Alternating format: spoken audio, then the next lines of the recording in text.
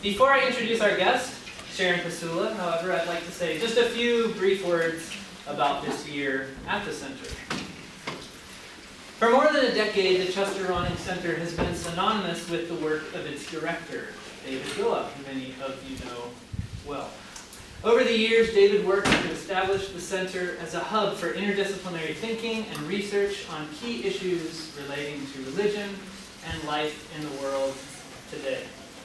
From the many challenges of multiculturalism, right here in Alberta, to the complex intersection of religion and secularism in the Middle East, just to cite a couple of examples, David has been at the forefront of discussion. Earlier this year, as many of you know, David retired from his position as director of the center. As he himself has said, it was simply time to move on after a long and fruitful tenure at Augustana. So, David will be missed, for sure, but it will also be very interesting to see where his own work takes him as he moves on from his time here with us at the Ronning Center. So, where does this leave us? We are, of course, in a time of transition.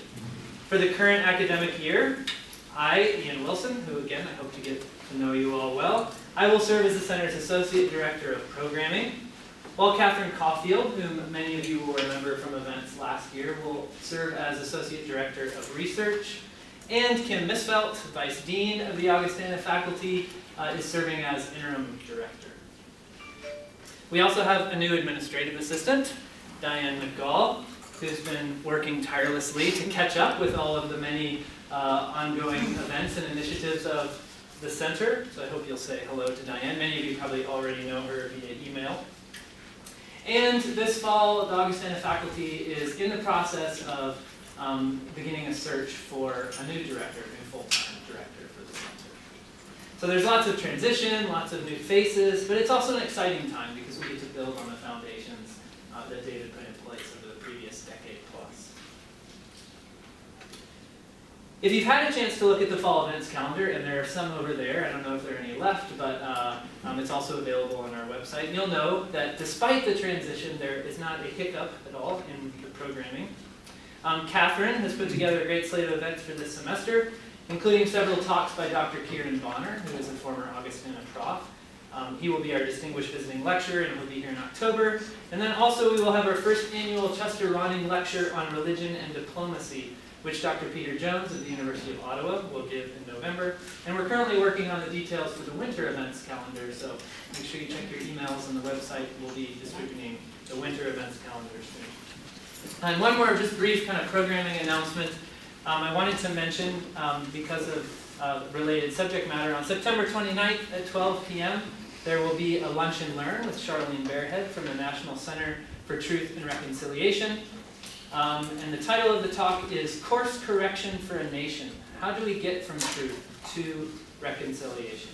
And you can find all the events, more specific details about the event on the Augustana webpage. Can I just Yes. mention? Yeah.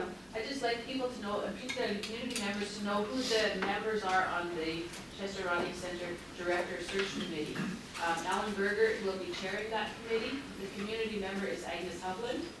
And the other members are myself and Alex Carpenter, the chair of Fine Arts and Humanities, and Jeffrey Dipple, the chair of Social Sciences. So if you have any feedback that you want to give us, please feel free to do that. Thank you. Thanks. All right, so today, finally, I'd like to welcome Sharon Pasula. Sharon comes to us from Edmonton, where she works as an Indigenous cultural and educational helper for the Anglican Church of Canada, focusing especially on issues related to spirituality and healing. From 2008 to 2011, she served as Vice President of the Métis Regional Council, Zone 4 of the Métis Nation of Alberta, and she's also worked with various Indigenous agencies on the subject of healing. Currently, Sharon is teaching an undergraduate course at St. Joseph's College at the U of A in Edmonton, entitled Interactions Between Indigenous Spiritual Traditions and Christianity. And she wanted me to make note that she has some of these little flyers here available for any students that are in the audience, because there's one day till the drop deadline. So if you're commuting from Edmonton, or you have access to travel to Edmonton, her course is open, and she'd be happy to have you. Also, in her spare time, she enjoys studying Cree, and singing with her hand drum, which she's brought along today. I should say one note, and it's interesting because it perfectly relates to the subject of her talk, is that traditionally, or when you invite an Indigenous person, there's an exchange of gifts that traditionally happens. I was ignorant of the particular protocol for the exchange of gifts. But this is a very interesting subject because, as Sharon noted to me, that there are often urban Indigenous peoples who are ignorant of these protocols and of these traditions. And so part of her role as an educator and part of her role in thinking about urban Indigenous identity is educating people on the cultural traditions and heritages of Indigenous persons and groups. So please welcome Sharon, and I'll turn the floor over to her.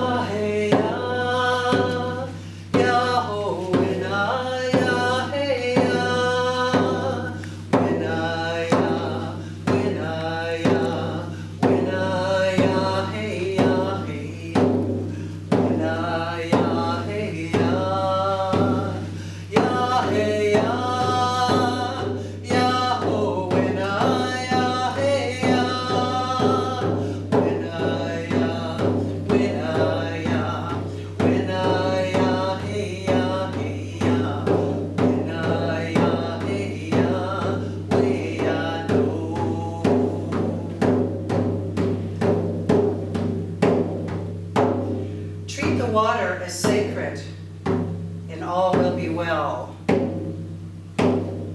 Ya hey ya, ya ho when ya hey ya, when ya, when ya, when ya hey ya hey ya, when ya hey ya no.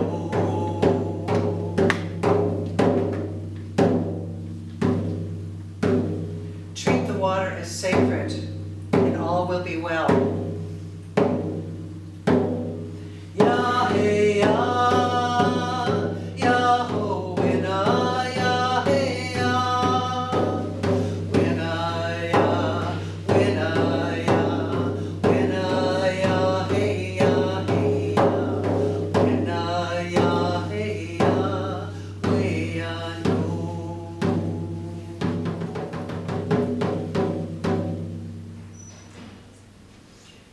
Great mystery, we thank you that you are awesome and wonderful. Thank you, Creator, that you know the end from the beginning. Thank you, Creator, that you've gifted us with gifts and talents and abilities. Thank you, Creator, that you love us. Thank you that you've given us hope, and you've given us a hope in Jesus Christ. Thank you, Creator, for the relative liberty we have in this country to worship you openly, to carry our holy books, to carry our Bible, to preach on the corners. Thank you, Creator, for the resurgence in our Indigenous ceremonies. Thank you, Creator, that we can smudge openly, that we can have our teepees in our yard. Thank you, Creator, that institutions like this one have a smudging room, a place where sacred space where people can connect with you through the smoke.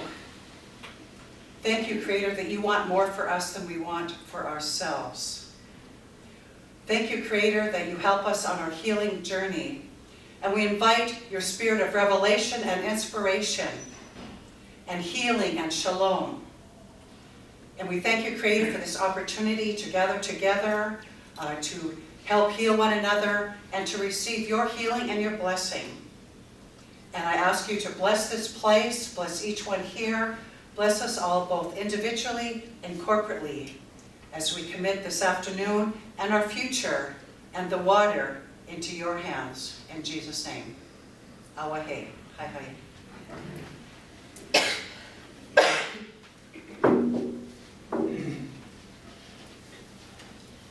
So what's someone like to guess the name of that song?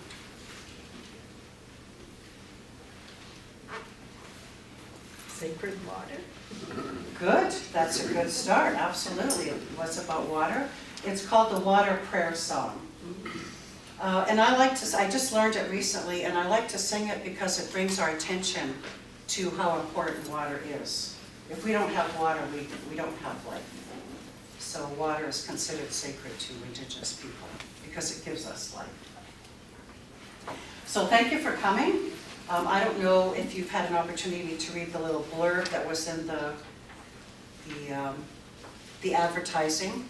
But I'm a person of mixed blood, and so that's what I'm going to talk about, being a mixed blood person, as Ian said, in an Indigenous context. So the way Indigenous people traditionally introduce ourselves is to say our name, but also where we're from, what is our heritage. So that's what I'm going to do. So I'm Mihiel Métis on my mother's side. Does anybody know what that means? Cree, yes. Mihiel is what Cree people call themselves. Cree, the word Cree was the term given by the Europeans to the Cree people, and there's a whole story about that. I won't get into that. So, and I'm trying to learn Cree, as Ian said, so I'm trying to, whatever Cree I know, I try to use. So I'm Mihiel/Métis on my mother's side. And then on my dad's side, I have evidence that I'm Jewish. And my choice of spirituality is I walk in the Jesus way, and I walk in the Jesus way in the Anglican tradition. And so that's how I ended up working with the Anglican diocese, the Edmonton diocese for the Anglican Church. So all of that, so I walk the red road as well. So I smudge, I brought my smudge bowl, and this is a sweetgrass here, and I've got sage. So I smudge and I attend Sweat Lodge, and I'm thinking about attending a Sundance next year. And so I guess I phrase it, my genetics have called me both equally at this point in my life. So I also have answered the call to my Jewish side, so I do worship with Messianic Jews in Edmonton on Saturday, the true Sabbath.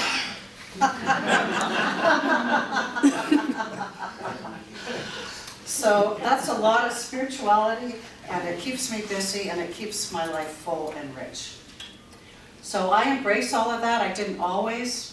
There was a time in my life when, in my spirit, I kind of, held my fists up to Creator and said, why did you put me in a dysfunctional family, and why did you make me Métis? Just whining and, just in deep woundedness, really. But fortunately, that didn't last very long. Creator, has been with me my whole life. And so I entered on a healing journey and now embrace who Creator made me. And I wouldn't change it for anything. Sometimes people say, if you could be anyone in the world at any time in history, who would it be? Well, it wouldn't be anyone, it would be me, because, I don't know anybody else, but I know my story, right? Yeah, because you never know what's under the skin or what's in somebody's background, right? So that's a bit of who I am. Also, I'd like to mention that my roots are from Lac Saint Anne on my mother's side.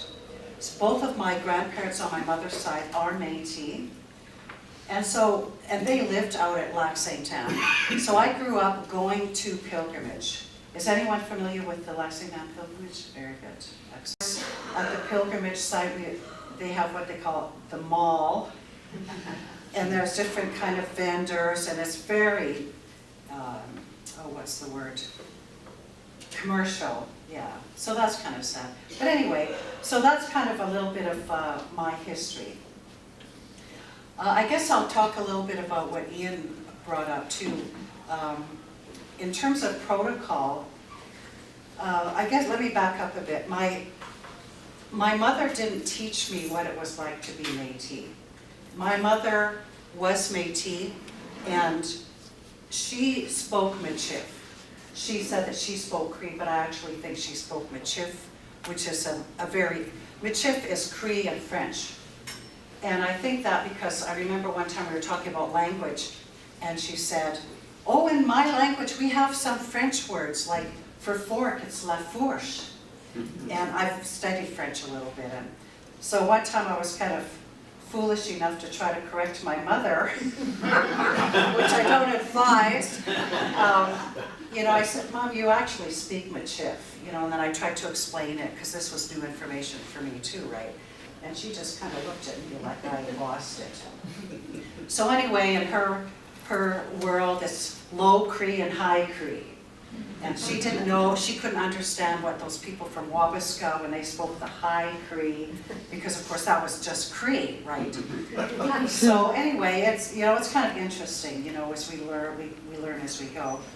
So my mother thought she would spare us discrimination if she did not teach us her language. So I learned a few of those colorful adjectives that people learn from other languages, and a few of the good ones too. But so that's why I'm learning Cree now, trying to reconnect, with my Cree background. And I've studied Hebrew as well. I studied Hebrew when I went to university, to the U of A. So connecting with that part of my background. So my mother, just because of who she was, did teach me about being Métis. In those days, we didn't talk about culture and passing on our culture to our children, because it was all about getting a job and surviving. That was what it was about then. I mean, it still is now, but much more so then. So she wanted us to, get enough education so we could get a good job, and live a happy life. So, but nowadays, people teach their children, this is our culture. This is what we do. This is, we smudge. This is, so it's quite a bit different nowadays. So when I graduated from the U of A, I graduated in 1991. And I joined the Métis Nation of Alberta then. I became a member. At that time I was starting to, what am I going to do with my life? When you graduate, you think about those kinds of things. So I took up membership and joined a local, what we call a local. I won't get into all of that, but then that's when I really started to learn about Métis culture, about my own indigeneity on that side. And interestingly enough, the more I learned about the Métis culture and history, the more whole I felt. It felt kind of like putting on a coat on a cold day, spiritually. It just felt good and it fit. And so that's how I learned about being Métis intellectually. And then as the years go on, learning about the spirituality and learning about what does it mean to be Indigenous for urban Indigenous people who are not raised traditionally, because there are some people, and I know some, who live in an urban area and are being raised as much as traditional as they can. I know actually one of the students in my class smudges every day. And she was raised by her grandmother who smudged every day. So that's becoming more common, but where our capacity is building in that regard. So it's a huge learning curve. So if you don't know what it means to be Indigenous, how can you be Indigenous? How can you be who Creator made you to be? So this is the kind of transition we're in, some of us, as Indigenous urban people. And so it's a huge journey, and it's a spiritual journey, and we need to be open to the Spirit. It's the Spirit that's teaching us how to be Indigenous. That might sound strange to you, and there's a whole discussion about where culture comes from. I'm not going to get into that today. Maybe you're aware of it, but some people believe it's taught, and other people believe it's a gift from Creator, and there's all kinds of arguments. But whatever the case, there's evidence now that our genetics carry memory. Our DNA carries memory. And that's a whole huge topic too, which I find fascinating. But it's so complex and so deep on one level. You know, how can we ever be restored as Indigenous people? You're familiar with the history of residential school.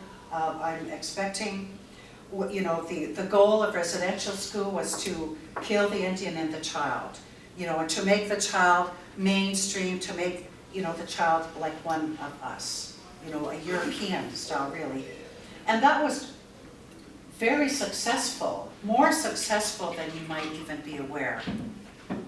There are some Indigenous people who, they look Indigenous, they are Indigenous, but they deny their own culture and heritage, and actually believe the lie of the doctrine of discovery that Indigenous people are heathens, are not capable, don't have the capacity for critical thinking, all of that. They believe that. I know people who still believe that. It just grieves my spirit, and I just pray for them. So we've got people like that, and then we've got other people who say, I'm Indigenous, and there's no way I cannot be a Christian. There's no way I can be a Christian. And then we've got everybody in between. And so I'm kind of in the middle there. As I explained earlier, I embrace it all because I believe that spirituality is what you make it. And Creator embraces worship from the heart. Creator doesn't care if you use a tambourine or a hand drum or a piano or a guitar or, you know, whatever, emblems in nature. It's got to be from the heart. So that's what I believe, and that's where I live. And it took me a while to embrace that. So I think I've kind of gone, you know, did a bit of weaving there, but just to kind of give you some idea of how some of us live. You might be more familiar with with Indigenous people who are from the reserve, because there's, you know, several reserves not that far from here. But even people who live on the reserve have their own individual story. There's no such thing as pan-Indigenous, you know, and that makes it kind of challenging, you know, when you're trying to teach about protocols, because every First Nation has its own protocol, and the Métis now have developed their own protocol. So I think I've said enough to kind of generate some discussion, I hope. So if anyone has any questions or comments, let's just open it up now. And thank you again for coming. Yes? Listening to you speak, I feel like I'm looking in a mirror. My family also comes from Lac St. Anne, a Métis, Cree Métis, the Belcourts and the Latterroots. And just the way you're talking about it with your grandparents, that we didn't talk about culture, it was more about survival and getting a job and feeding the family. Because in my journey, I'm really trying to figure out what being Métis means to me, and I'm also spiritually in the middle. I embrace the idea of the Creator, and that really speaks to me. It is a coat that fits, and yet I was also raised Pentecostal and Baptist, but my Métis grandparents were Roman Catholic, and that's why we would go to pilgrimage at Lac St. Anne. So this is, wow, it's really great. I feel like I'm so connected to you. We're probably related, you know. Because my grandmother's maiden name is Belcourt. Yeah, we're related. All my relations. Yeah, I could tell that you're Indigenous. I figured, Métis. Yeah. Nobody ever says that I look Indigenous. They always think I'm a Munyao. Yeah. So, yeah. Well, that's interesting because Cree people, and I've had a couple times in my life, a Cree person come up to me, a total stranger, you know, just at an event of some kind, and say, "You're Cree, aren't you?" And I said, "Yeah, yeah." So it's, you know, it's like Germans can identify Germans, and, you know, that sort of thing, right? You know, because it's intuitive, right? So yeah. Thank you for sharing that. Awesome. I'd just like to know who your grandmother is. Caroline Belcourt, and my grandfather's name was Archie Latendry, or Latin. That's in my line too. Oh my goodness. And Trina and I are cousins. Oh, So we're all related. I'm also a Latterroot, Belcourt, and a Calaboo. Yeah, in my line too, yeah. It's a small world. Woohoo! The Ronning Center bringing families. Yeah, exactly. Yes. I'm Ellen Parker, and I really appreciate you talking about genetic memory. came back yesterday actually from Vancouver, walking a lot rock to another institution for me. I visited a first cousin of my dad. My parents are dead now. And I have discovered lines going back over 500 years to, because in my bones I feel, strangely enough, Lutheran. But it's not because I'm Lutheran. It's because for 500 years on the Lutheran side, we were always minorities. We were Protestant in a Catholic place. We left one place to another to go. And in my memory, my body memory of our ancestors, it was reforming to be able to worship from the heart. And I believe women are also Indigenous, because my great-grandmothers would talk about mushrooms, gathering mushrooms. In any place they were displaced, they would find the healing, the teas, etc. So I am really happy to hear you say about walking the red path, the Jesus path, Jewish path, because as Gandhi says, the rivers go to, each stream goes to an eternal river. And part of my perhaps calling, I'm not sure, is to bridge that, because I'm really excited about the truth and reconciliation and the sense of bridging Indigenous cultures and settler cultures, and really understanding the treaty as covenant. I want to do that respectfully. So I'd like to talk to you later. Yeah. So, thank you so much for sharing that. That's a wonderful story. And I hope you journal that. And you know, I just keep thinking, every time I hear stories like this, there should be a website where we can put our story, these kind of stories. If somebody knows how to do a website, you know, let's do that together. And anyone can post their story, because when we get affirmed, it helps us in our healing, right? Another example about your DNA, I've been to Israel twice. And the last time I was there, I went with the World Christian Gathering of Indigenous People. And it was the seventh, I think the second last gathering. They don't gather anymore. You can actually go to the internet and Google that.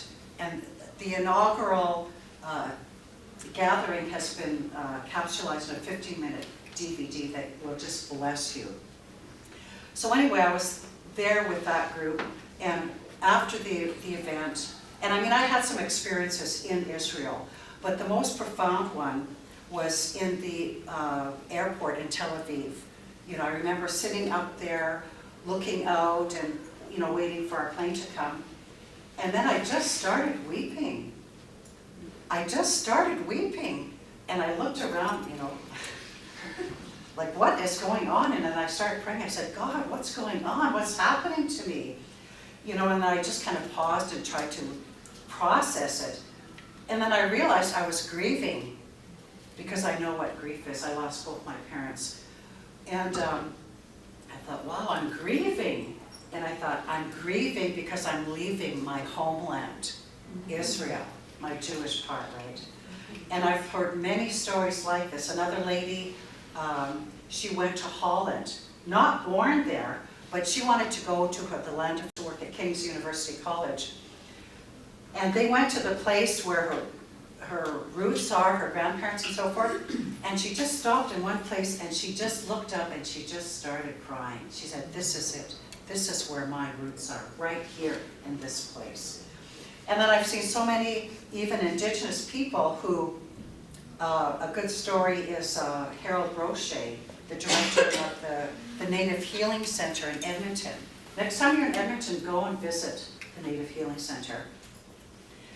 He was raised Dutch, and his first language was Dutch, but he looks Indigenous. He's very brown-skinned, so he was a brown little Dutch boy.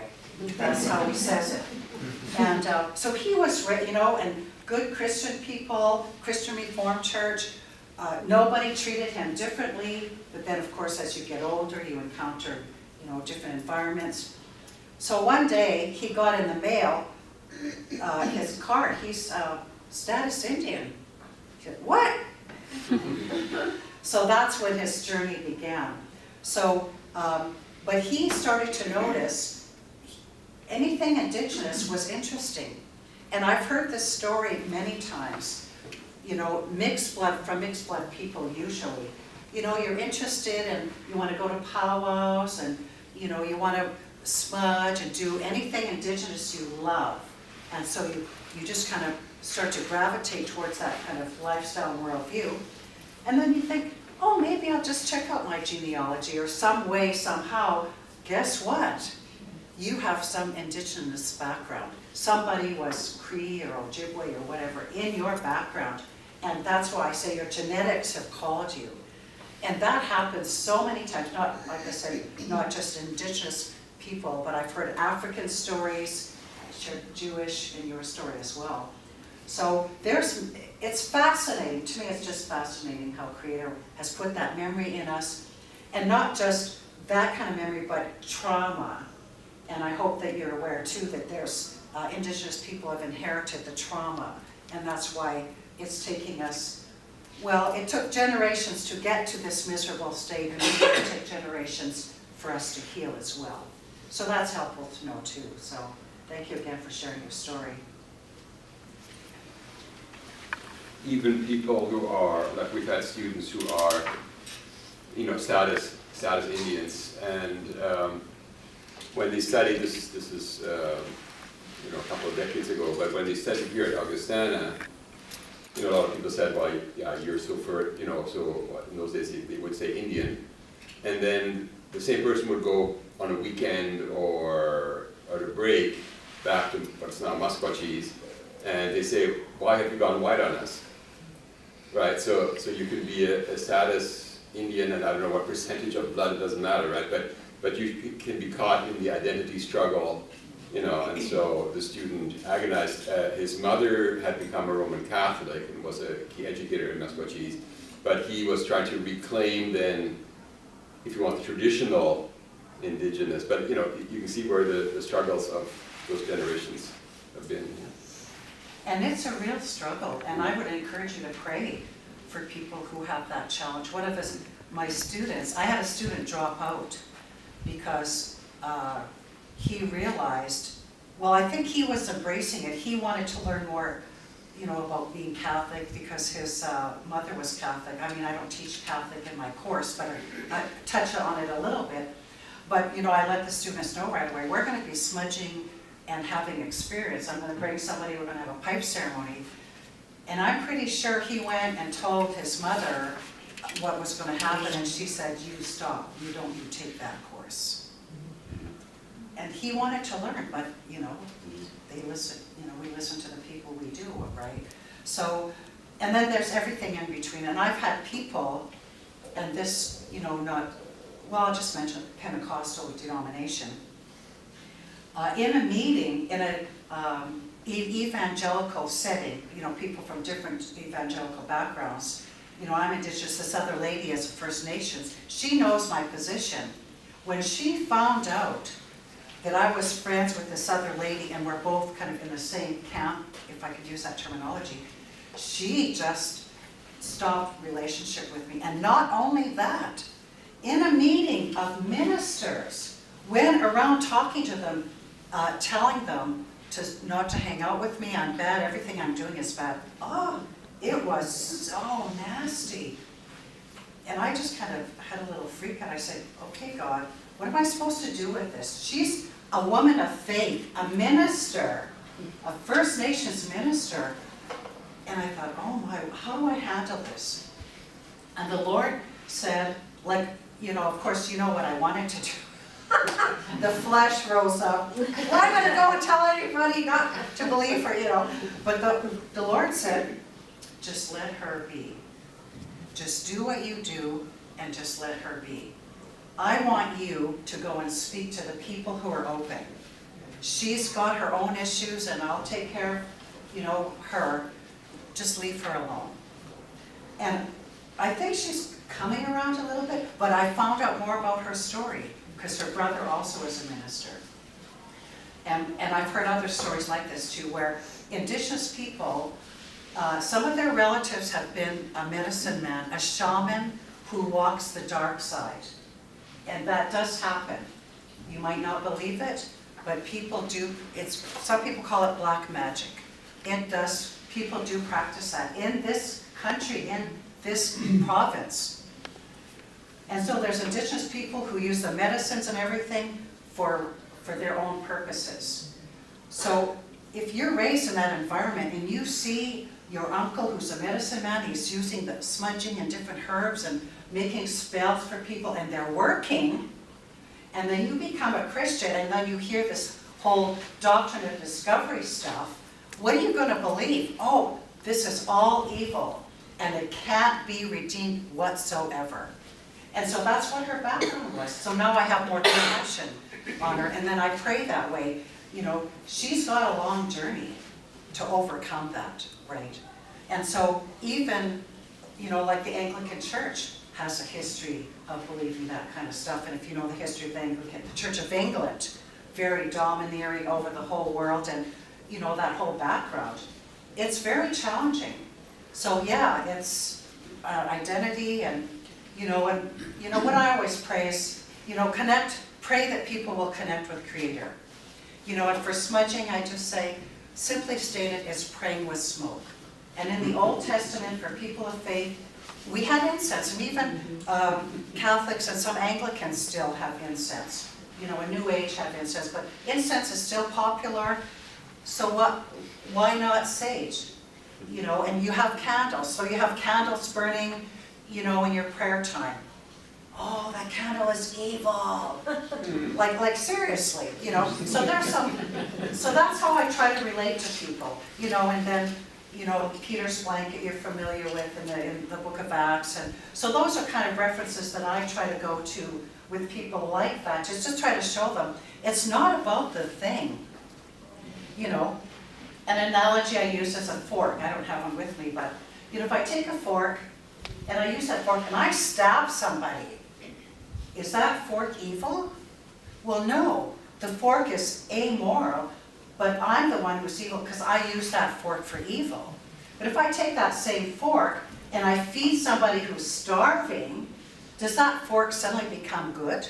Well, of course not. It's what I do with it. The fork itself is amoral. So this is amoral, what I do with it. I use this for good. When I pray with this, I pray to Creator. And I give thanks. Most of the time when I smudge, I'm giving thanks. That's just kind of who I am. And so I'm going to pass some of these around. Although you have a smudge room downstairs, maybe some of you have never had an opportunity, but I'll just pass these around. So, yeah, identity challenge, yeah, for sure. I have a story of progress. Sure, yeah, thank you, please. I'm also Métis, my father's from Quebec, and my grandfather and great-grandfather from France. So my cousin, who you probably know, Demetrius. Oh yes, I know Beatrice. She just found our great-great-grandfather's home in France, which is now a bed and breakfast, and she stayed there this summer. Yeah, she's very excited about that. But anyway, I wasn't raised in the tradition either. My mother was like your mother, like we were Catholic, and it wasn't good to be half-breed. And, you know, the whiter we could be, the better. Yeah. But we couldn't deny it. Like, I'm from a family of 12, and myself and one of my sisters look white. Everyone else looks native. So we were Métis. But I didn't know what being Métis was about either, not being raised in the culture, until we went to a family reunion in Batoche, where Louis Riel fought the battle. My grandfather fought with him. And then, of course, when they lost, they dispersed everywhere. My grandfather came west and homesteaded. But 250 people from all over North America and Europe and different places came to this family reunion, and we celebrated our Métis heritage. And each day, like we were there for about 4 or 5 days, each day we became more and more feeling like, oh, this is what it is to be Métis, you know, like it was so awesome. driving home in the car, you know, it was like, I know who I am now. I know more about who I am. It felt like a cold dead fit. So, the story continues. Our oldest daughter is married to an evangelical pastor. And of course, these two don't mesh, right? And they basically sort of taught their 4 boys, you know, like, yeah, you got a little bit of Cree in you, but it's not enough to worry about or even think about. And why go with that, right? And you're Christian, so just put that other stuff away. But of course, their Nana doesn't do that. Their Nana is Cree. So we did Papa and Nana to those grandsons. Now we have a great granddaughter. And so the journey with the evangelical family has been a real challenge. But we did it. We managed to come through somehow because I'm relentless. I will not lose my daughter to something else, right? Thank you. So a part of her is always good. Anyway, the progress is this. I said to her not that long ago, you know, we're Nana and Papa, and now we could be Gigi's or great grandmas, right? I said, I don't want to be Gigi. I said, Nicole, help me find the names for Dad and I. And she says, Kokomimusum. So you're Kokomimusum to these evangelical kids. That's progress. Yeah, very good. Thank you for sharing that. Yeah.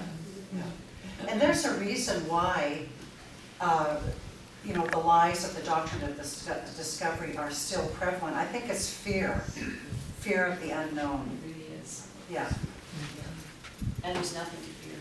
exactly, no. Could you explain the doctrine of discovery briefly? The doctrine of discovery. Oh boy, what detail do I go into that? It was the Borgia Pope. Pardon me? The Borgia Pope is the one that started that. I'm sorry, Alexander VI, right, who's referred to as the Borgia Pope, that was his family name. yeah. He's not really well regarded. Yeah, please explain it, I'm Well, tired of no, talking. all I know is that him and a predecessor, for political reasons, established this doctrine that stated what you stated earlier about it. But then two such successive popes, in my understanding, reversed that doctrine. By then, the genie was out of the bottle, and everybody else gravitated to that position of you're in there, you're the conqueror, you're the one that rules. The Church of England kind of helped get it going. Just simply stated, when the Europeans wanted to find more resources because they were becoming very crowded and they were using up all of their own resources, so they wanted to spread around the world, which they hadn't discovered yet. So they sent out people to try to discover what was in other parts of Mother Earth. And of course, when they came here in particular, they saw all the riches and all the resources. So one way that they could claim all that is to say, well, wherever there's no new, whenever new Earth has been discovered, we'll claim it. We'll claim it for England. But then they met Indigenous people, and they said, well, there's people there. Oh, so what do we do about the people? Well, the only way that they could appease their conscience was to say, okay, well, if wherever you go and you're discovering new lands where there's no Christians have been before, if there's people there, Indigenous people, well, because they're not like us, and they're not civilized. I mean, look the way they live. They don't worship God. They're heathens. They need us. They need us to teach them the way. So that's how the doctrine of discovery came about. That whole idea to legitimize stealing the resources and subjugating the people to their way of life, they formalized it in the doctrine of discovery. That's put it simple. And that actually still is in the system. There's some good resources on the internet. I could send them to you. One I just watched recently about the doctrine of discovery. and the implications for Christian people. Another good book, Buffalo Shout, Salmon Cry. You're probably familiar with Steve Heinrichs as the editor. I just read one of the essays in there from a person from the settler community.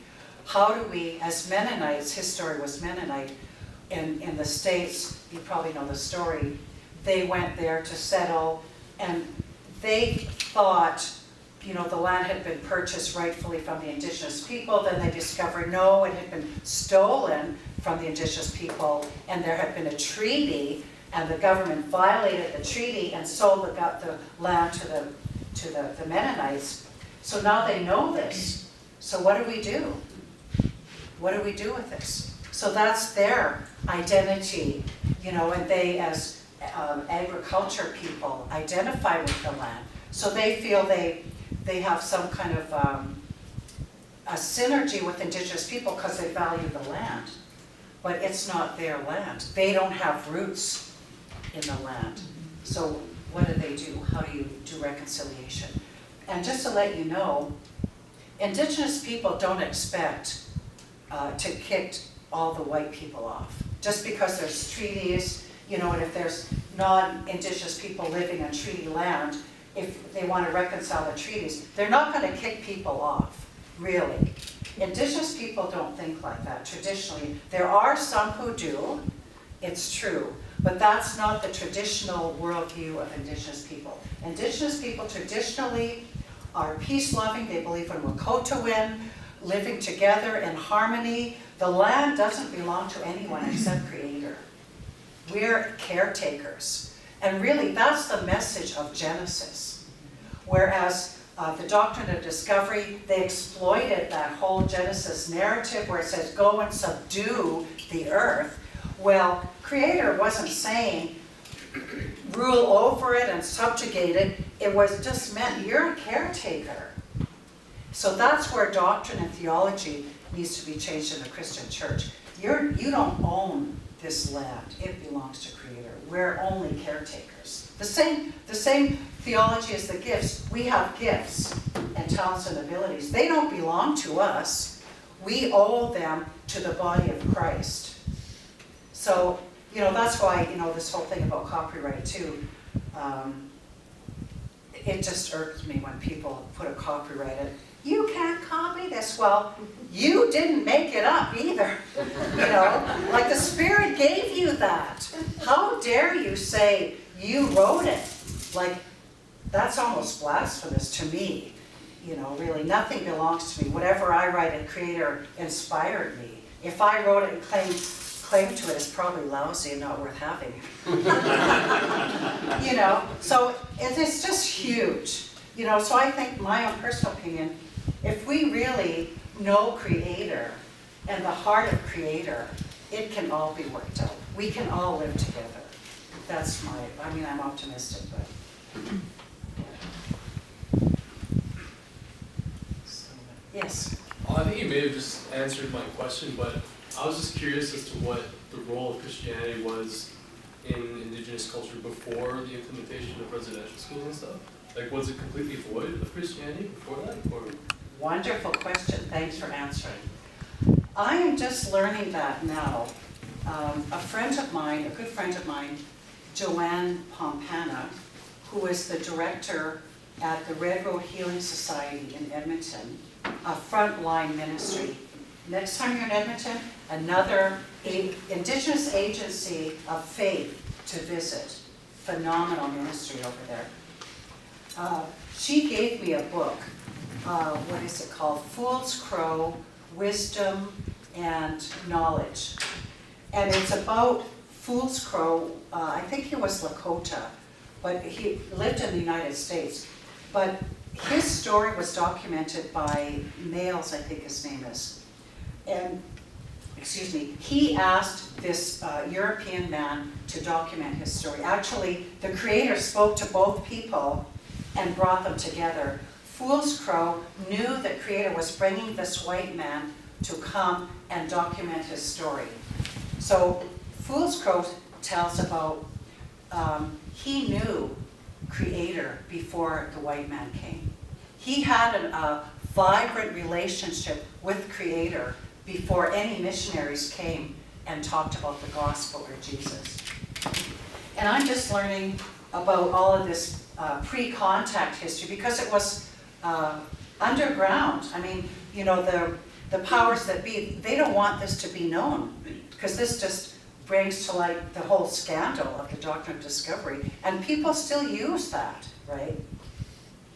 So there are Indigenous scholars who will say that, and one of my teachers, this past summer, I took 2 courses at the Vancouver School of Theology, Native Ministries Consortium. And most of the instructors are Indigenous, and people come from all over the world, mostly Indigenous, to learn about Indigenous spirituality. So the first week I took one, it was called North American Spiritualities. And it was taught by Randy Woodley, who is a friend of mine. He went to the World Christian Gathering of Indigenous Peoples several times. That's where I met him. So he was very traditional. He doesn't believe in giving instruction. He just does it. Like, and there's 2 schools. So if you know Creator, yeah, and you know, and if you read, like I just started reading books about Fool's Crow, and he kind of talks about that too. He believed in a Trinity before the missionaries came. And he has names for them. Like there's Gitchi-Manitou, and then there's the Spirit, and then there's another one, I forget what he calls them. But he had a concept of a Trinity, but it was still one God. Yeah. Well, I mean, to me the important thing is, if you believe in Creator, you know, He's the one who gives us redemption, right? And then the Spirit, Indigenous people believe in the Spirit as well, because it's the Spirit who reveals the knowledge in ceremony. And to me that was fascinating when I first heard about that. So, because I've been in ceremony, and that's what the sweat lodge is, it's ceremony. And you know, you're praying, you know, one friend of mine, he's a lodge keeper.